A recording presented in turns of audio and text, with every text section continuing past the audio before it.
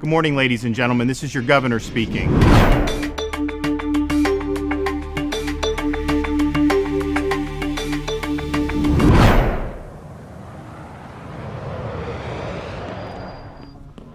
Good morning, ladies and gentlemen. This is your governor speaking. Today's training evolution, dogfighting, taking on the corporate media. The rules of engagement are as follows. Number 1, don't fire unless fired upon, but when they fire, you fire back with overwhelming force. Does it say that in the bill?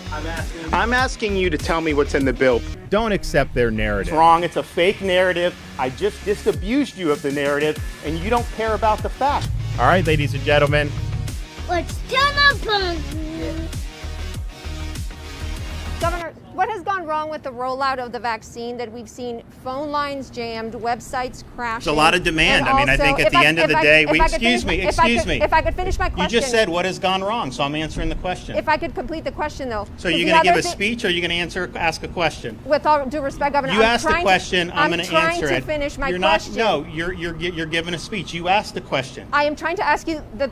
You're going to ask how many questions? You get 3? They only got 1 question. Why do you get 3? With all due respect, Governor, I'm just asking if I could finish my question. You didn't. You finished the question. I did not. My full question is what went wrong with the rollout of the vaccine when we've seen phone lines jammed, websites crashing? So you're repeating your question. To complete it for you, Governor, we've seen websites crash and also senior citizens waiting overnight for the vaccine. Where was that at? We've seen it in Duval, Broward, Orange, and Lee counties. And why was, like in Lee, why did that happen? Did you investigate why? That's my question to you, Governor. You're the governor of the state. I'm not the governor of the state. Okay, but you didn't investigate why that like in Lee County. Why was there a big line? Did you investigate why? Could you tell us why? Because we distributed vaccine to hospitals, and the hospital said, first come, first serve. If you show up, we'll do it. So they didn't use a registration system. There wasn't anything that was done, and there's a lot of demand for it. So people are going to want to go ahead and get it. So are you saying there was no plan then from the state to make sure that senior citizens didn't wait outside overnight? So the state is not dictating to hospitals we're not dictating to Carlos Magoya how he runs his operations here. That would be a total disaster. These guys are much more competent to be able to deliver healthcare services than a state government could ever be. Kids are in the Joe DiMaggio Hospital. 2 of them are in our ICU. Don't you think the mask is also social? Do you have any data to suggest that? Do you know if they were wearing masks? I know they weren't vaccinated.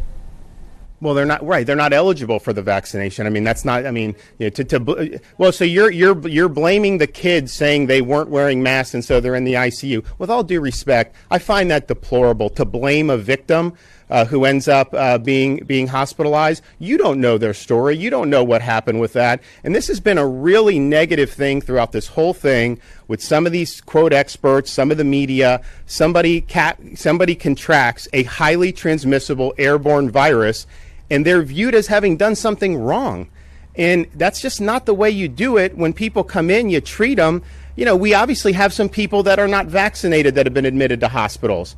Are you going to sit there and criticize, or are we going to try to treat and try to help the folks? You know, I'm just sick of this I'm sick of the judgmental stuff on some of this stuff. Nobody's trying to get ill here. Okay, there's people that were hermits for a year and a half that wore 6 masks and did that and still contracted it. Okay, so let's just be real here, and let's not indulge these things that somehow it's their fault. The state of Florida is the place where woke goes to die.